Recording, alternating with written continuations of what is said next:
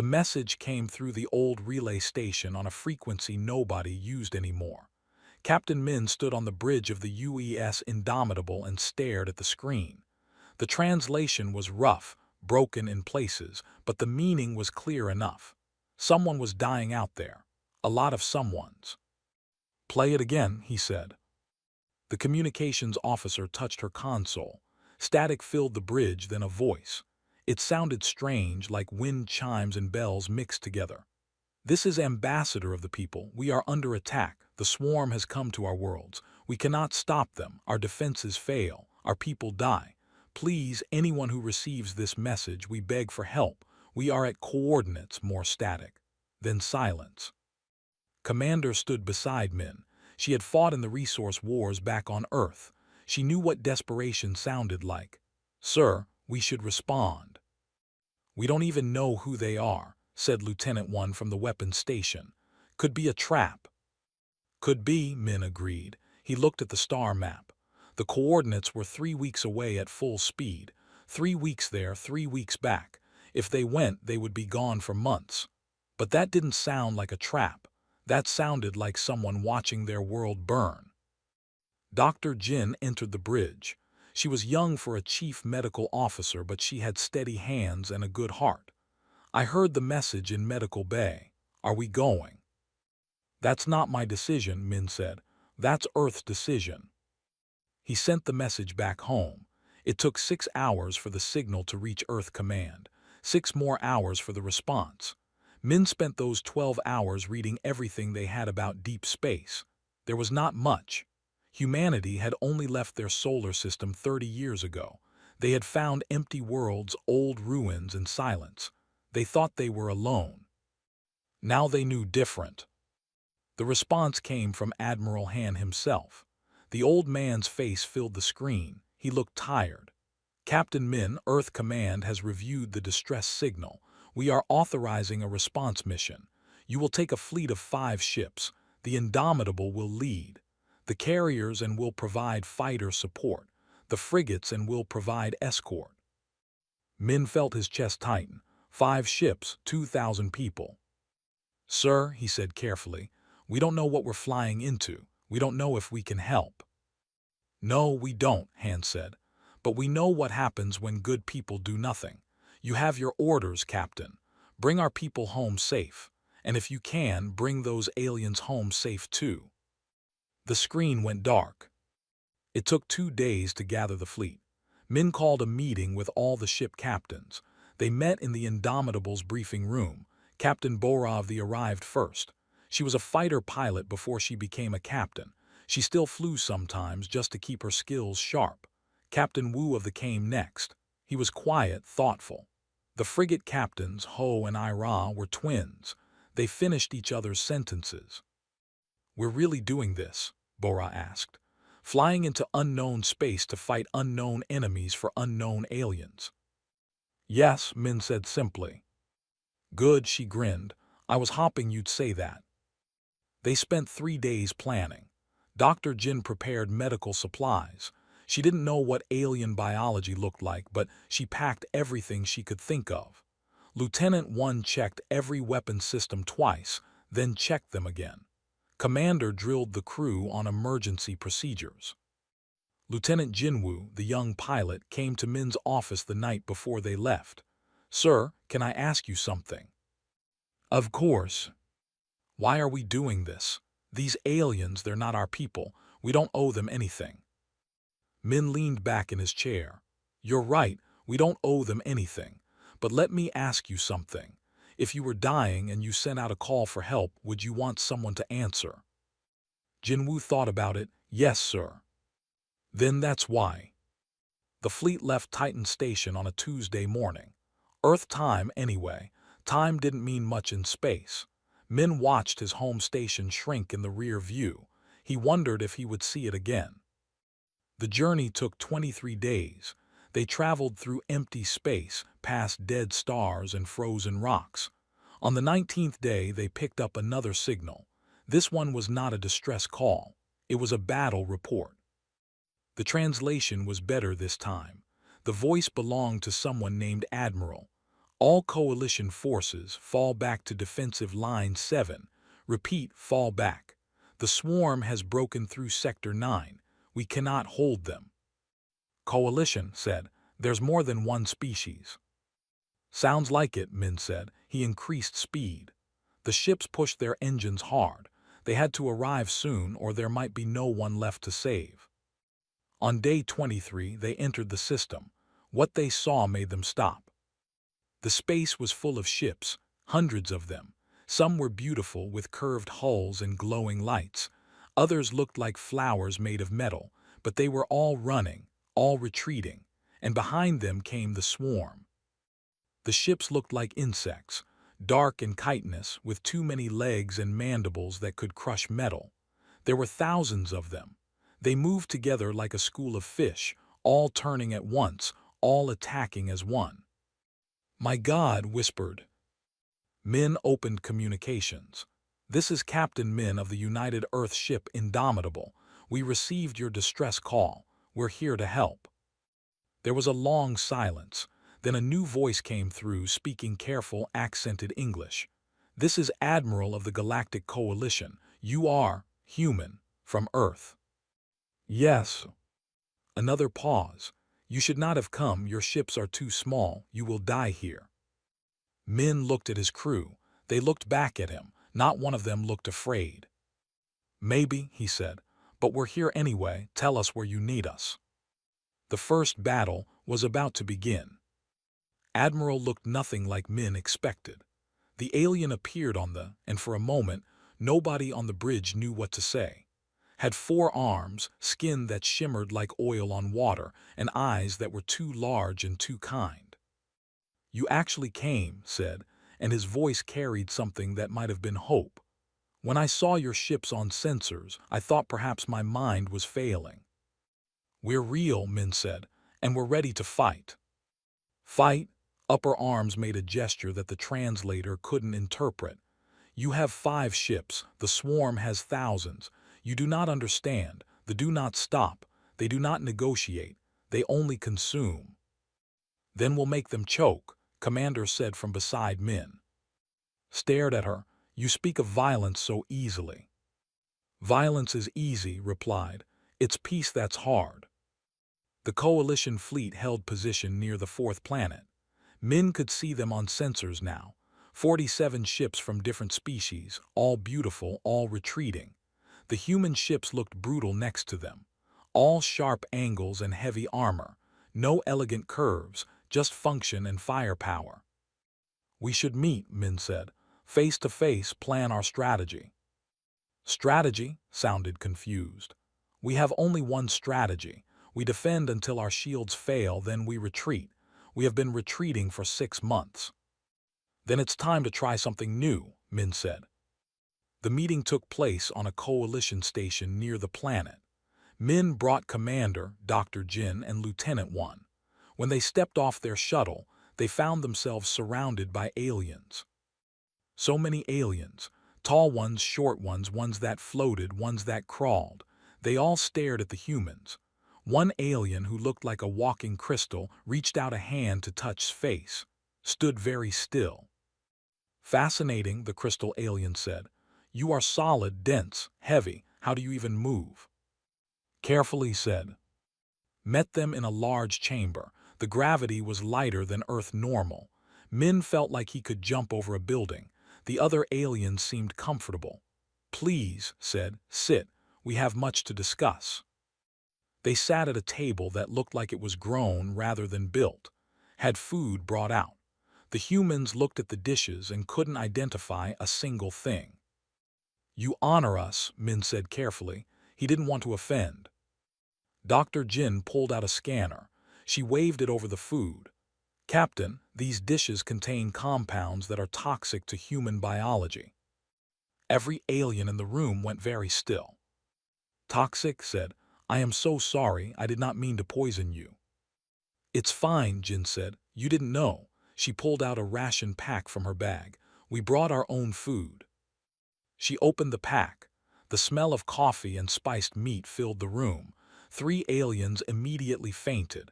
2 more ran from the room. Skin turned a color that the humans had no name for. "What is that?" he gasped. "Coffee and beef jerky," Jin said. "It's just food." "That is death," said. "I can smell the toxins from here, the stimulants, the capsaicin. How are you not dying?" Lieutenant One laughed. This is mild. You should taste the hot sauce we have back on Earth." "Your world must be a nightmare," whispered. "It's home," Min said quietly. The meeting continued, though the aliens insisted the humans eat in a separate room. They discussed tactics, or tried to. Every time Min suggested something aggressive, the aliens recoiled.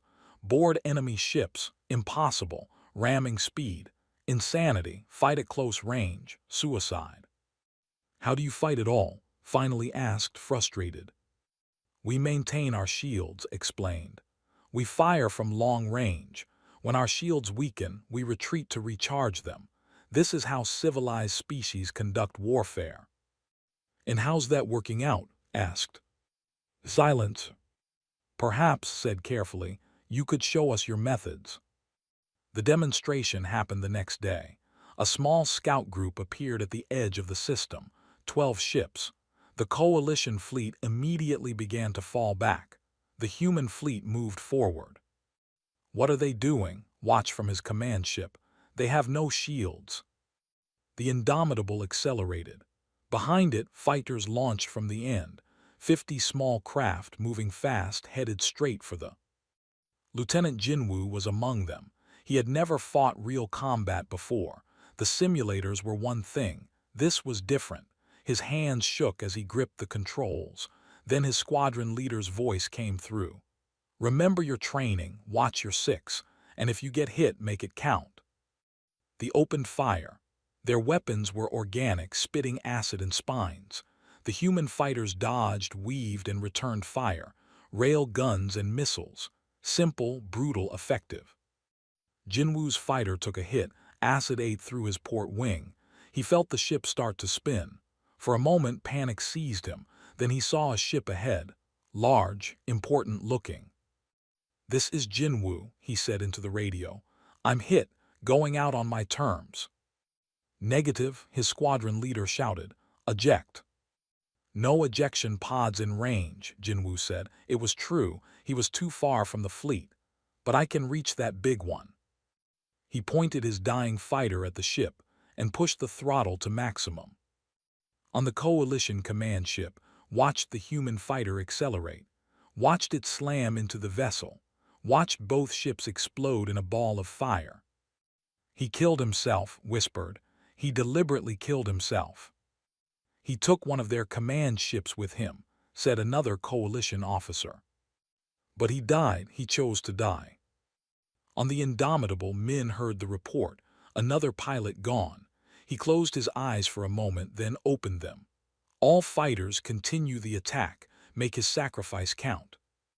The battle lasted 14 minutes. When it was over, all 12 ships were destroyed. The human fleet had lost 5 fighters and taken moderate damage. The coalition fleet had not fired a single shot. Contacted the Indomitable. His face on the screen looked shocked. "You won." "We did what we came here to do," Min said. "But your people died, 5 of them." Yes, Min felt the weight of it.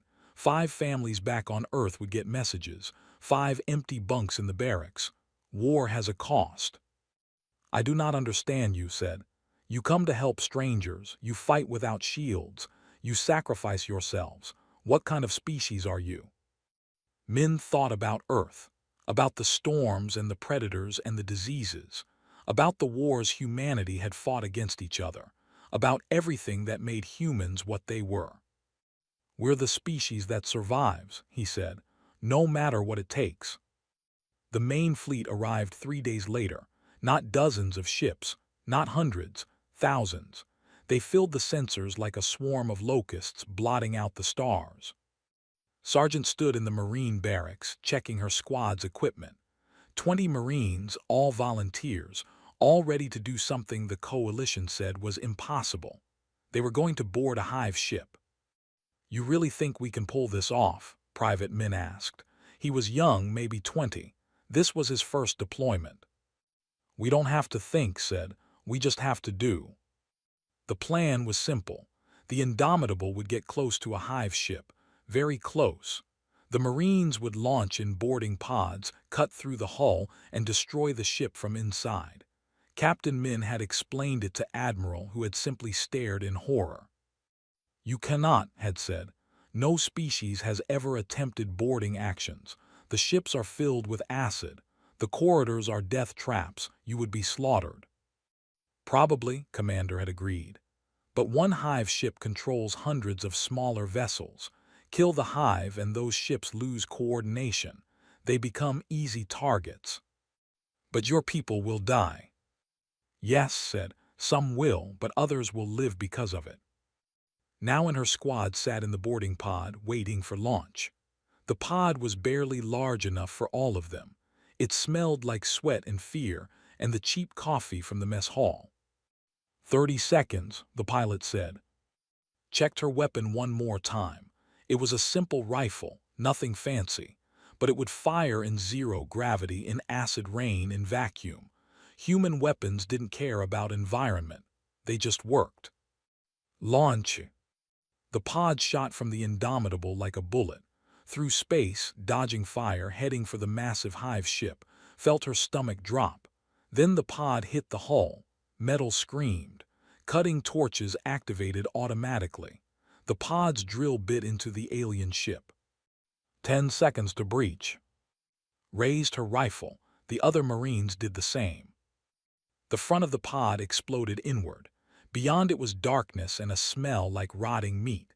Jumped through, her suit's lights cutting through the gloom. She found herself in a corridor that looked like it was made from bones and chitin. The walls moved. They were alive. Go, go, go, she shouted. The squad poured in. Behind them, 2 more boarding pods attached and breached. 60 Marines now, inside the belly of a monster. They came from everywhere.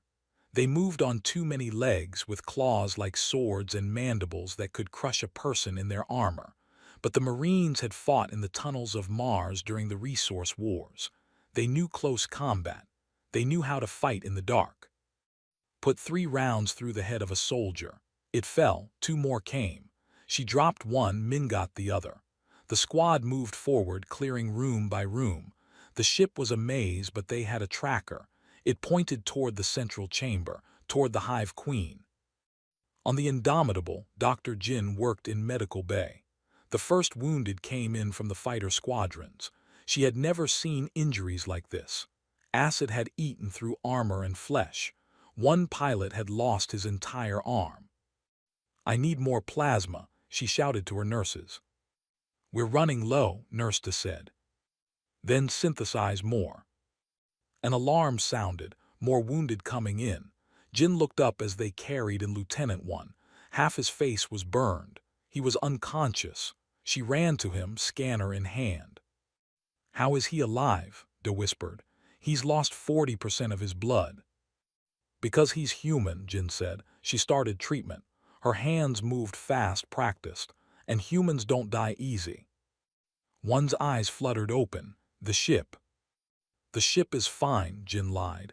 It wasn't fine. The Indomitable had taken heavy damage, but one didn't need to know that. Rest. Can't rest, one mumbled, still fighting. He tried to sit up. Jin pushed him back down. You're in no condition. We're all in no condition, one said. But we fight anyway, that's what we do. Inside the hive ship, squad had lost 7 Marines, 13 left. They stood outside the central chamber. Beyond that door was the Queen. They could feel her presence. It was like standing next to a furnace, hot and overwhelming. Charges ready? Asked. Ready, confirmed Corporal Dongjun. On 3, 1, 2. The door exploded inward. The squad rushed through. The chamber beyond was enormous, and in the center, surrounded by thousands of smaller, was the Queen. She was the size of a bus, all claws and teeth and rage. Target acquired, said into her radio. Beginning assault. The battle was chaos. The smaller threw themselves at the Marines, fired until her rifle clicked empty, then drew her pistol. When that ran dry, she drew her knife. Beside her, Min fought with his bare hands after his weapons jammed. Dongjun detonated charges that brought parts of the ceiling down on the swarm. But there were too many. For every they killed, 3 more appeared. Felt claws rake across her back. Her armor held but barely. She spun and stabbed upward, finding something soft. The fell. "We're not going to make it," Min shouted. "Yes, we are," shouted back, "because failure isn't an option."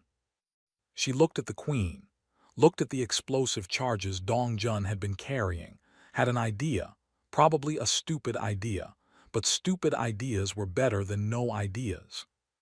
"Cover me," she yelled. She ran straight toward the queen. Soldiers tried to stop her. Her squads covering fire kept them back, just barely, reached the queen's platform and jumped. Her suit's jets fired, lifting her up. The queen's head turned toward her. Mandibles opened, revealing teeth like swords. Through the charges, they stuck to the queen's carapace. The queen shrieked. "Detonate," shouted. The explosion threw her backward. She hit the wall hard enough to crack her visor. Through blurred vision, she saw the queen fall, saw the smaller stop moving, saw them collapse like puppets with cut strings. "Hive Queen down," she said into her radio. "Repeat, Hive Queen down." On the Indomitable's bridge, Min heard the report. "Pull them out now." The boarding pods launched in reverse, pulling the surviving Marines from the dying ship. 9 made it out, was the last one in. Her armor was barely holding together, but she was smiling. "We did it," she said. "You did more than that," Min said. "Look." On the main screen, the fleet was in chaos. Without the Hive Queen's coordination, the ships attacked each other, crashed into asteroids, fired blindly. The coalition fleet, inspired by the human example, had stopped retreating. They were fighting back. Admiral appeared on the. His face showed something humans recognized. It was wonder. "You boarded them," he said. "You actually boarded them and won." "Just another day's work," said from her spot in Medical Bay, where Dr. Jin was patching her up. "No," said quietly, "not just another day. This is the day we learned that monsters can bleed. This is the day we learned what can do." Min asked. "That is what we will call you," said, "because you come from a world of death and you bring death to our enemies. You are the, and we thank the stars you are on our side." The war changed after the first Hive Queen died. They, for the first time in their long history, knew fear, but fear made them desperate. Desperate enemies were the most dangerous kind. Commander stood on the bridge of the heavy cruiser Seoul. After the Indomitable took too much damage, Captain Min had transferred command duties while his ship underwent repairs. Now led the fleet's vanguard. She studied the tactical display.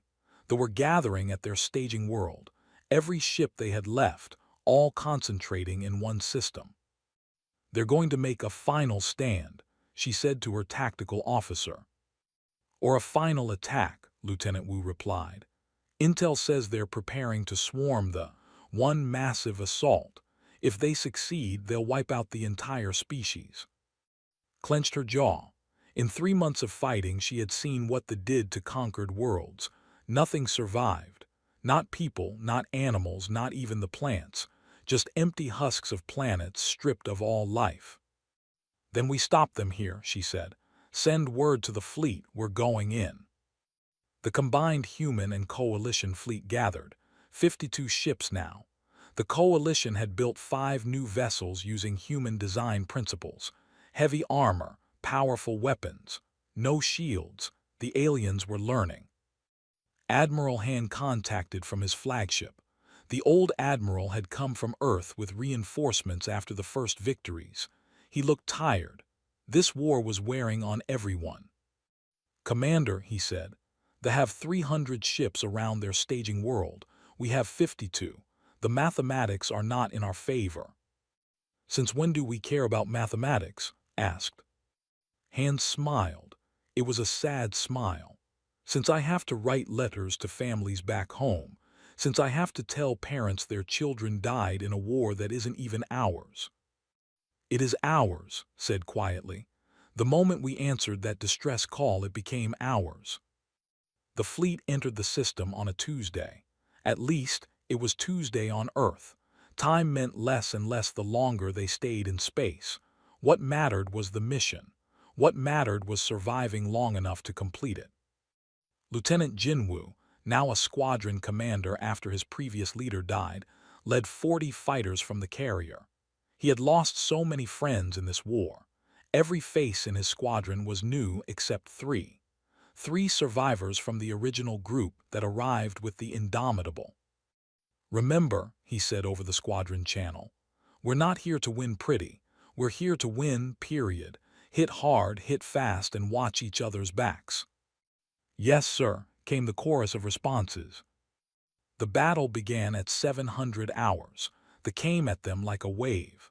The human ships drove forward to meet them. In the old days, 3 months ago, the coalition would have retreated. Now they held the line beside the humans. They had learned courage from the. Watch the tactical display. All ships pattern Delta, hit their left flank, roll through, reform on the far side. The fleet moved as one. They were no longer 5 separate ships fighting alone. They were a fist, and they knew how to punch. The left flank collapsed, pressed the advantage. "Boarding teams, you're up." Sergeant launched from the Soul with her Marines. 3 months ago, she had 20 Marines in her squad. Now she had 40. The coalition had asked to learn human boarding tactics, had taught them. 10 of her Marines were not human. They were seeking revenge for their burned worlds, had taught them how to fight like. The boarding pods hit a battleship, was first through the breach. A young soldier named was right behind her.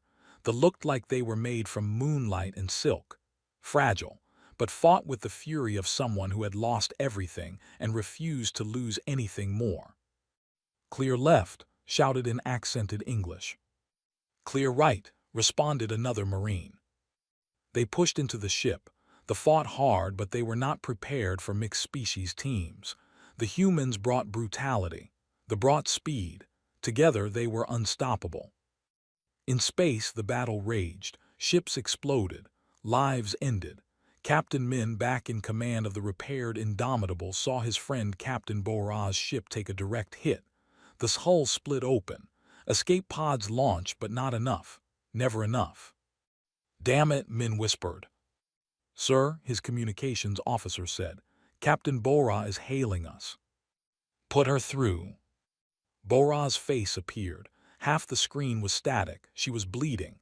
Behind her, fire consumed her bridge. "Min, I'm going to ram them." "No, eject. We'll pick you up." "Too late for that. Too many pods damaged." She smiled. It was the same smile she had worn when they left Titan Station all those months ago. "Make sure you win. Make sure this matters." Bora. The screen went dark. Min watched the accelerate, watched it slam into a hive carrier. Both ships vanished in an explosion that lit up the entire battlefield. "Note her sacrifice," Min said quietly. "All ships continue the attack, make it matter." The battle lasted 7 hours. When it was over, the staging world burned. Their fleet was destroyed, but the cost was horrific. Of the 52 ships that entered the system, only 37 left. The human fleet had lost 900 people. The coalition had lost 2,000. Among the dead were Captain Bora, Lieutenant Wu, Corporal Dongjun, and countless others whose names Min knew by heart. That night the fleet held a memorial service. Humans and aliens gathered together. They had started this war as strangers. Now they were something else. Not quite family, but close, bonded by blood and sacrifice. Admiral Han stood before them all. His voice carried through every ship in the fleet. "We came to answer a distress call. We came because it was right. We stayed because we are human, and humans do not abandon those who need us. Today we lost friends, brothers, sisters, but we won. They are broken. The people will survive, and it is because of all of you." Stood in the crowd, her arm around Young. The child was only 12 years old. She had lost her parents in the first attacks, had promised to keep her safe. It was a promise she intended to keep. Is it over? Asked. Looked at the stars, at the battered fleet around them, at the survivors who had given everything they had. Yes, she said, I think it is. Then what happens now? Standing nearby, answered. Now we rebuild. Now we show the galaxy that don't just know how to destroy, we know how to create too. Dr. Jin moved through the crowd checking on wounded. 3 months of war had changed her. She had seen too much death, caused too much of it herself when she took up weapons during boarding actions. She was no longer the pacifist who had left Earth, but she was not broken, just changed, forged in fire like steel. We did good, she said to no one in particular. Min heard her. We did what we had to. Is there a difference? He thought about it, about Bora's sacrifice, about the 900 humans who would never see Earth again, about the aliens who learned courage from watching humans die. I don't know, but I hope so. The fleet began the long journey home. They carried their dead, their wounded, and their hope. Behind them, the people started to rebuild, and in the darkness between stars, the galaxy began to understand what it meant when said hello. The Galactic Coalition convened 6 weeks after the battle. Every species sent representatives to the ancient station at the galaxy's core. It was the first time the full coalition had gathered in 300 years. They came because they had to decide something important. They had to decide what to do about humanity. Captain Min stood in the waiting chamber with Ambassador. She was human, but she had been born on a colony ship and raised among aliens. She understood both worlds. She was supposed to speak for humanity today, but she looked nervous. They're afraid of us, said. I know, Min replied. Some want to reject our membership. They say we're too violent, too dangerous. Are they wrong? Looked at him, are we? Before Min could answer, the chamber doors opened. They walked into a vast hall. It looked like the inside of a star, all light and impossible geometry. 47 species sat in judgment. Min saw Admiral among them. The old Admiral nodded slightly, a small gesture of respect. The speaker, an ancient being that looked like living crystal, addressed them. Its voice resonated in frequencies that humans could barely hear. The translator rendered it into words. We gather to discuss humanity's petition to join the Galactic Coalition. Who speaks for them? Ambassador stepped forward. I do. Then speak. Took a breath. 6 months ago you sent a distress call. You were dying. Your people were being slaughtered. You called into the void, hoping someone would hear. We heard. We came. We fought. We bled. We died. Not because we knew you. Not because we owed you anything, but because it was right. A member of the spoke. You also brought violence, death, you board ships, you fight hand to hand, you sacrifice yourselves. These are not the ways of civilized species. No, agreed. They're not. They're the ways of survivors. You asked for help. We gave you what we had. If that makes us uncivilized, then perhaps civilization is overrated. Murmurs rippled through the assembly. Some angry, some thoughtful. Admiral stood. May I speak? The speaker gestured assent. I was there, said. I saw the humans arrive. I thought they would die. Their ships had no shields. Their tactics were insane, but they won and they taught us to win. Before humans, we had been retreating for 6 months. After humans, we advanced. They did not ask for payment. They did not ask for territory. They asked only to help. And when I asked one of them why, a human name told me, because someone had to. I submit that any species willing to die for strangers is exactly the kind of species we want in this coalition. More murmurs. A member of the species spoke. But what happens when they turn this violence on us? What happens when they decide we are the enemy? Ambassador looked at Min. He nodded. He had expected this question. May I answer? He asked. The speaker gestured again. Min walked to the center of the hall. He was tired. 6 months of war had aged him, but his voice was steady. You want to know if we'll turn on you, if we'll become the next. I understand the fear, but let me tell you about humanity. We are violent, yes. We are dangerous, yes, but we are also fiercely loyal. We protect what is ours. And if you let us into this coalition, you become ours, all of you. We will fight for you. We will die for you. Not because you ask, but because that is what we do. You want proof? Look at the orphanages we're building. Look at the schools. Look at the hospitals. We are good at war, but we are better at peace. Give us a chance to prove it. Silence filled the hall. Then a small voice spoke. Min turned. It was the young girl. She stood with Sergeant, who had brought her as a witness. "May I speak?" asked. The speaker looked surprised. "You are a child." "I am a survivor," said. "Because of humans. My parents died when they came. I was alone. Sergeant found me. She could have left me. She had a mission, but she stayed. She fought to keep me safe. And when the battle was over, she promised to help rebuild my world. She kept that promise. All the humans did. They are not monsters. They are heroes." Looked uncomfortable. She had never thought of herself as a hero, just a soldier doing her job, but words carried weight. The coalition members whispered among themselves. The vote took 3 hours. When it finished, the speaker announced the result. By a vote of 39-8, humanity is admitted to the Galactic Coalition, but with conditions. Conditions asked. You will be designated as guardian species. Your role will be to protect the coalition from external threats. You will train our people in your methods of warfare, and you will help us build defenses so that we never face extinction again. Min felt something in his chest. Relief maybe, or pride. We accept. Then welcome, the speaker said. Welcome, may your violence be always in defense of life. The years that followed changed everything. Human military academies opened on 12 worlds. Aliens learned human tactics. Humans learned alien technology. The two sides merged, creating something new, something stronger. Lieutenant Jinwoo, promoted to commander after the war, led a mixed squadron. Half human, half alien. They flew together, fought together, trusted each other completely. He remembered the fear he had felt on his first combat mission. Now he felt only confidence. He had good people watching his back. Sergeant never returned to active combat. Instead, she stayed on the. She opened a center for war orphans, human and alien children both. She taught them that strength came in many forms, that warriors could also be builders.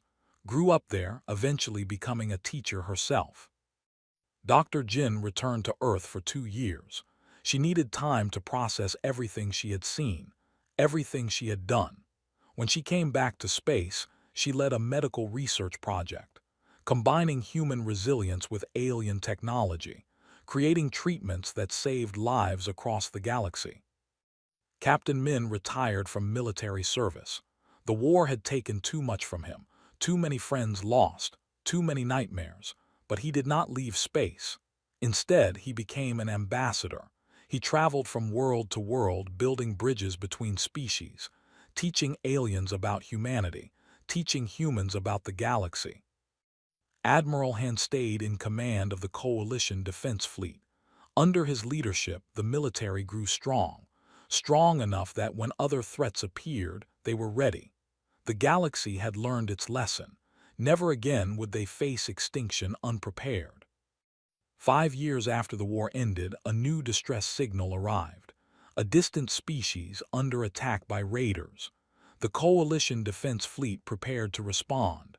But this time the request was specific. It was addressed to the commander, now captain of the advanced cruiser, read the message. She smiled. It was the same smile she had worn when they first answered the distress call. The smile that said she knew the job was dangerous, that she knew people would die, but that she was going anyway because that was what humans did. Set course, she told her crew. Let's go save someone. The ship turned toward distant stars. On the bridge, humans and aliens worked side by side. They were no longer strangers. They were crew. They were warriors. They were the thin line between civilization and chaos. In the war room, a plaque hung on the wall. It listed the names of everyone who died in the war, human and alien both. 900 humans, 2,000 aliens. Each name represented a life, a story, a sacrifice. At the bottom of the plaque, someone had carved words. Nobody knew who, but everyone understood them. They sent a request for aid. We answered. We will always answer. That was humanity's promise to the galaxy, a promise written in blood and kept with steel. They came from a world of monsters and learned to be monsters to monsters, but to their friends, to those they protected, they were something else entirely. They were hope. They accelerated toward the distant system. Whatever waited there, whatever horror needed fighting, they were coming. And the galaxy had learned what that meant. It meant salvation. It meant sacrifice. It meant that somewhere in the darkness, someone was watching, someone who would fight, someone who would die if necessary to protect the innocent. It meant that the distress call would be answered. Always.